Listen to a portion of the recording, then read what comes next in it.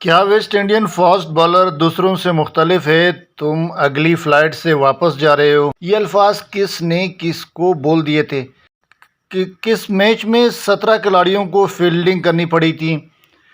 West Indian bowler کی تاریخ کا تیز ترین بالر کس کو سمجھا جاتا ہے؟ روئے گلکرسٹ کی بین الاقوامی کیریئر کا اختتام کیسے ہوا تھا؟ روئے گلکرسٹ نے اپنے کپتان پر چھری کیوں تان لی تھی؟ ناری کنٹریکٹر کو ریٹائرمنٹ کا مشورہ کیوں دیا گیا تھا؟ امپائر فریڈ گوڈال کس کے نشانے پر تھا؟ مائیکل ہولڈنگ نے بالنگ اینڈ پر سٹمپس کو لات مار کر کیوں گرایا تھا؟ تماشائی کو اینڈ کس نے مارا تھا؟ ویسٹ انڈین بیٹسمین کالی چرن نے معافی کیوں مانگی تھی؟ السلام علیکم، آپ دیکھ رہے ہیں تاریخناک اور یہ تبسم جلالوی مذکورہ بالا آج کے موضوعات آپ کے سامنے رکھیں گے، کیونکہ آج کی تاریخناک آپ کے لیے بہت دلچسپ ہونے لگی ہے، جس میں ہم آپ کو مذکورہ بالا موضوعات پر تاریخی معلومات دینے جا رہے ہیں۔ لیکن اس سے پہلے کہ ہم آپ کو تفصیل پر لیے چلے، اگر ابھی تک آپ تاریخناک کے سبسکرائبر نہیں ہیں تو سب سے پہلے چینل کو سبسکرائب کریں اور اس کے بعد اس کی تمام تر ویڈیوز کی نوٹیفیکیشن حاصل کرنے کے لیے اس کے بیل آئیکن کو پریس کیجیے گا۔ اب آئیے آپ کو لیے چلتے ہیں اس تاریخ کی جانب جس کے بارے میں ہم نے آپ کو شروع میں ہنٹس دیے تھے۔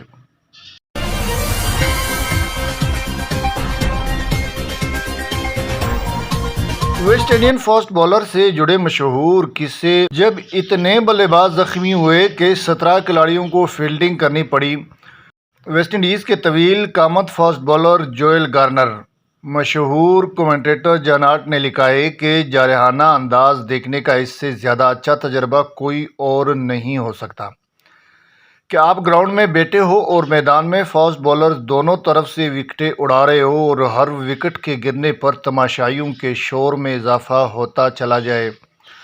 فاسٹ بالنگ ایک ایسا عمل ہے جس میں بالر صرف اپنی رفتار یا دیگر تکنیکی مہارت ہی سے بلے بازوں کو زیر نہیں کرتے، بلکہ اپنے مزاج اور طرز عمل سے بھی انہیں اپنے قابو میں کرنے کی کوشش کرتے ہیں۔ ایسا کئی بار ہوا ہے کہ بلے باز ان بالر سے اتنے زیادہ خوفزدہ ہو گئے کہ ان کے لیے اپنا کیریئر کامیابی سے جاری رکھنا مشکل ہو گیا تھا۔ دنیا نے ہر دور میں غیر معمولی صلاحیتوں سے مالا مال فاسٹ بالر دیکھے ہیں، لیکن ویسٹ انڈین فاسٹ بالر کی بات ہی کچھ اور ہے۔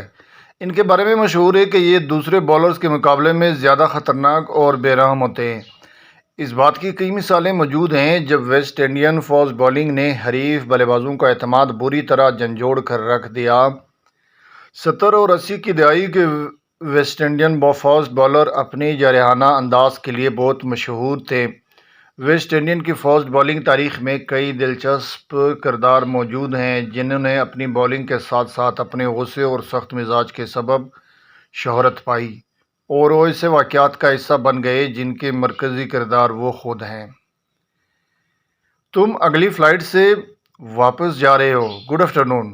روئے گلکرسٹ کو ویسٹ انڈین کی تاریخ کا تیز ترین بالر سمجھا جاتا ہے، لیکن ان کا کیریئر صرف 2 سال سے بھی کم عرصے پر محیط تھا، جس میں انہوں نے صرف 13 ٹیسٹ اور 3 سیریز کھیلی تھی۔ اس کا سبب ان کا گرم مزاج اور کپتان سے شدید اختلافات تھی۔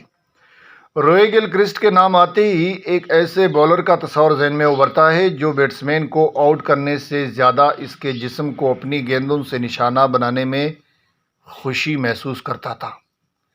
کہا جاتا ہے کہ جب گیری الیگزینڈر نے گلکرسٹ کو وطن واپس بھیجنے کا کہا تو انہوں نے اپنے کپتان پر چھری تان لی تھی۔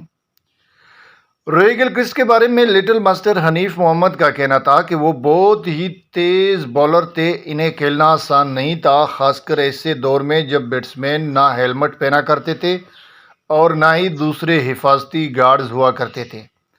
حنیف محمد نے روئے گلکرسٹ کا سامنا سن 1958 میں ویسٹ انڈیز میں ہونے والی سیریز میں کیا تھا۔ یہ وہی سیریز ہے جس میں حنیف محمد نے ٹرپل سنچری بنائی تھی۔ روئے گلکرسٹ نے اس سیریز میں 21 وکٹیں حاصل کی تھی، جن میں 5 بار حنیف محمد کی وکٹیں بھی شامل تھیں۔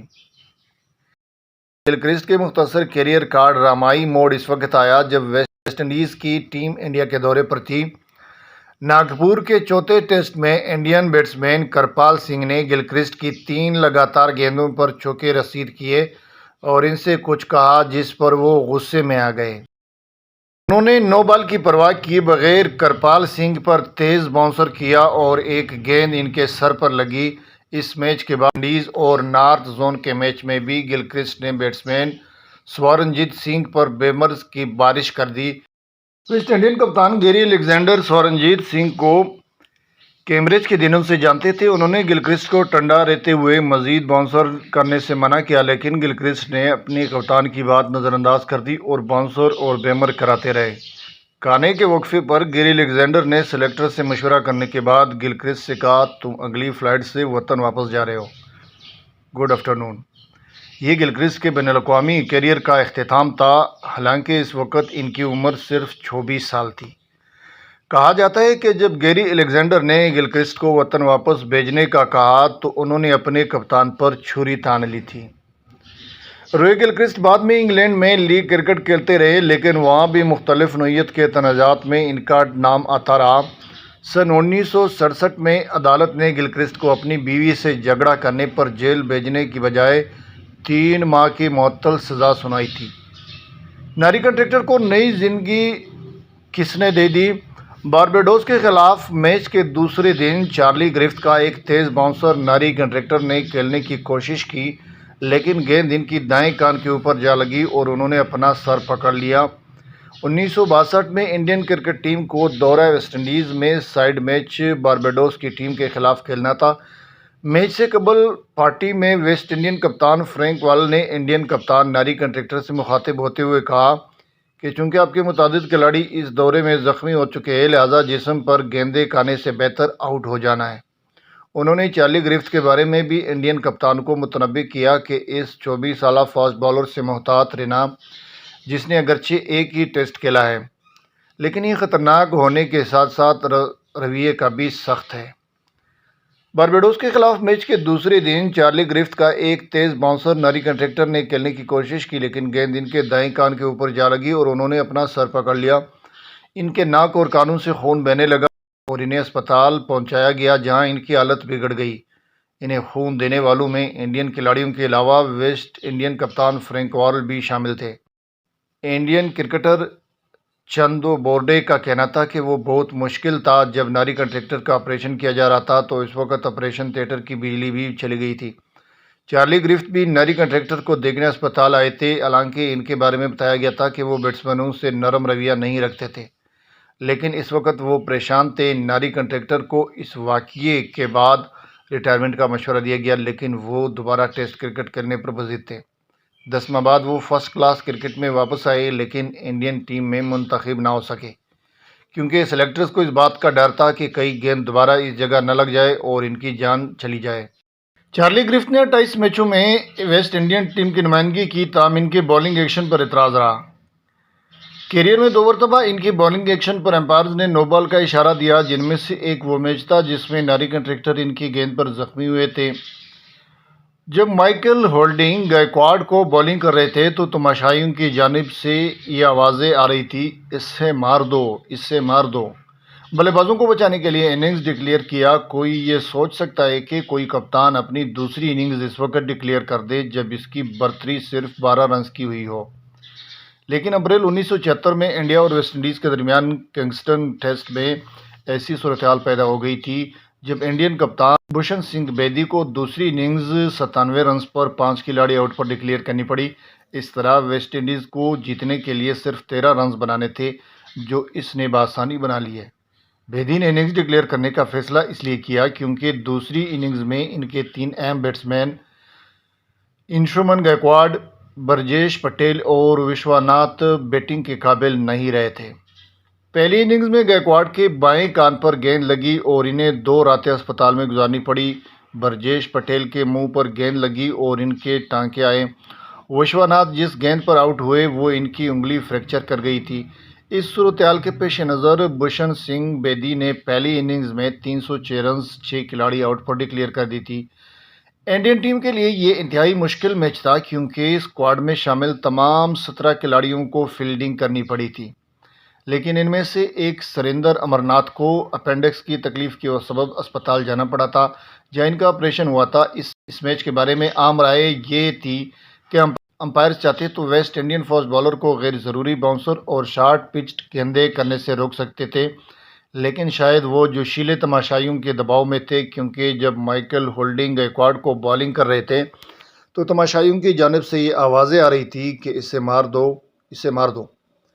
مائیکل ہولڈنگ نے یہ تسلیم کیا ہے کہ چونکہ سیریز اس وقت 1-1 سے برابر تھی، لہٰذا جیتنے کے لیے میزبان ٹیم پر تماشائیوں کا بہت زیادہ دباؤ تھا۔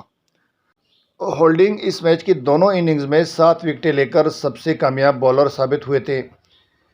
امپائر فریڈ گوڈال نشانے پر تھے۔ فروری سن 1980 میں ویسٹ انڈیز کی ٹیم آسٹریلیا کو ہرانے کے بعد نیوزی لینڈ پہنچی تو طویل قامت فاسٹ بالر جوئل گارنر نے ٹی وی انٹرویو میں اپنے میزبانوں پر واضح کر دیا کہ ہم نے آسٹریلیا کو ہرایا ہے، اب ہم آپ کو بھی ہرائیں گے۔ لیکن یہ سیریز دونوں ٹیموں کے درمیان ناخوشگوار تعلقات اور سب سے بڑھ کر امپائرنگ کی وجہ سے شہ سرخیوں میں رہی۔ نیوزی لینڈ نے اس سیریز کے لیے امپائر فریڈ گوڈال کا انتخاب کیا تھا، جو پیشہ ور امپائر نہیں تھے بلکہ ایک اسکول ٹیچر تھے۔ ان کے فیصلوں پر ہونے والے اعتراضات کے باوجود انہیں تینوں ٹیسٹ میچز میں امپائر مقرر کیا گیا۔ ڈنیڈن کے پہلے ٹیسٹ میں امپائر رسل کے فیصلے پر مائیکل ہولڈنگ اس قدر غصے میں دکھائی دیے کہ انہوں نے بولنگ ان پر سٹمپس کو لات مار کر گرا دیا۔ اس منظر کو کیمرے کی آنکھ نے قید کر لیا اور یہ تصویر کرکٹ کی تاریخ کی چند منفرد تصاویر میں شمار کی گئی۔ مائیکل ہولڈنگ نے اپنی کتاب وسپرنگ ڈیتھ میں لکھا ہے کہ میں پیویلین جانے لگا تھا کیونکہ میں بولنگ کرنے کے لیے بالکل تیار نہ تھا، لیکن کلائیو لائڈ اور ڈیرک مرے نے مجھے آمادہ کیا۔ دوسرے ٹیسٹ کرائسٹ چرچ میں تھا، جس کے 2 دن سکون سے گزرے تھے، لیکن تیسرے دن امپائر فریڈ گوڈال نے جیف ہاؤتھ کے خلاف کاٹ بیہائنڈ کی اپیل مسترد کر دی۔ جب وہ 68 پر بیٹنگ کر رہے تھے، اس کا فائدہ اٹھاتے ہوئے وہ 147 بنا گئے۔ چائے کے وقفے پر کپتان کلائیو لائڈ نے اپنے کھلاڑیوں سے پوچھا کہ آپ کیا چاہتے ہیں؟ سب نے یہی جواب دیا، گھر واپسی۔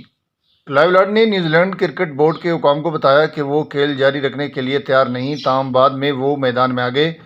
تیسرے دن کھیل کے اختتام پر ویسٹ انڈین ٹیم نے ڈریسنگ روم میں اپنے بیگ باندھ لیے تھے اور ڈریسنگ روم میں اپنی کوئی چیز نہیں چھوڑی تھی۔ میچ کے چوتھے دن ویسٹ انڈیز کی ٹیم میدان میں موجود تھی۔ امپائرز کے فیصلوں سے تنگ فاسٹ بالر کولن کرافٹ نے پہلے تو بالنگ کے لیے جاتے ہوئے بیل سٹمپس پر سے گرا دی، لیکن پھر دنیا نے وہ کچھ دیکھا جو پہلے کبھی نہیں ہوا تھا۔ کولن کرافٹ نے بالنگ کے لیے دوڑتے ہوئے کریز کے قریب آ کر اپنا کندھا امپائر فریڈ گوڈال کے پشت سے ٹکرا دیا۔ گوڈال نے فوراً کلائیو لائڈ کے پاس جا کر ان سے بات کی، لیکن ایسا لگتا تھا کہ لائڈ پر اس کا کوئی اثر نہیں ہوا۔ کولن کرافٹ نے بعد میں ایک انٹرویو میں اس بات سے انکار کیا تھا کہ یہ دانستہ حرکت تھی، لیکن آج بھی اگر اس ویڈیو کو دیکھے تو کوئی بھی یہ نہیں کہہ سکتا کہ کرافٹ نے یہ غیر ارادی طور پر کیا تھا۔ بلکہ West Indian fast bowler Sylvester Clarke نے باؤنڈری لائن پر لگی ہوئی اینٹ اٹھا کر اپنی پشت پر واقع تماشائیوں کے سٹینڈ کی طرف اچھال دی تھی، جس سے ایک شخص بری طرح زخمی ہو گیا تھا۔ دراصل سلویسٹر کلارک تماشائیوں کی حرکتوں سے سخت پریشان تھے، جو ان پر باؤنڈری پر فیلڈنگ کے دوران مسلسل پھل اور دوسری چیزیں پھینک رہے تھے۔ اس واقعے کی وجہ سے کھیل کچھ دیر رکا رہا تھا اور ویسٹ انڈین بیٹسمین کالی چرن کو تماشائیوں کی طرف جا کر معافی مانگنی پڑی تھی۔ یہ تھی ویسٹ انڈین کھلاڑیوں کے بارے میں واقعہ چند تاریخی واقعات کے بارے میں تاریخی معلومات جو کہ آپ کے گوش گزار کی گئی۔ آج کے لیے اتنا ہی۔ زندگی رہی تو ایک اور تاریخی ولاگ کے ساتھ دوبارہ بہت جلد حاضر ہوں گے۔ اگلی ولاگ تک مجھے دینی ہوگی اجازت، مگر تب تک اپنا بھی ڈھیر سارا خیال رکھنا ہوگا اور چینل پر ہمیشہ کے لیے جڑے رہنے کے خاطر چینل تاریخنا کو ضرور سبسکرائب کرتے جانا۔ انشاءاللہ پھر ملیں گے ایک نئی تاریخی ویڈیو کے ساتھ۔ فی الحال اللہ حافظ، فی امان اللہ۔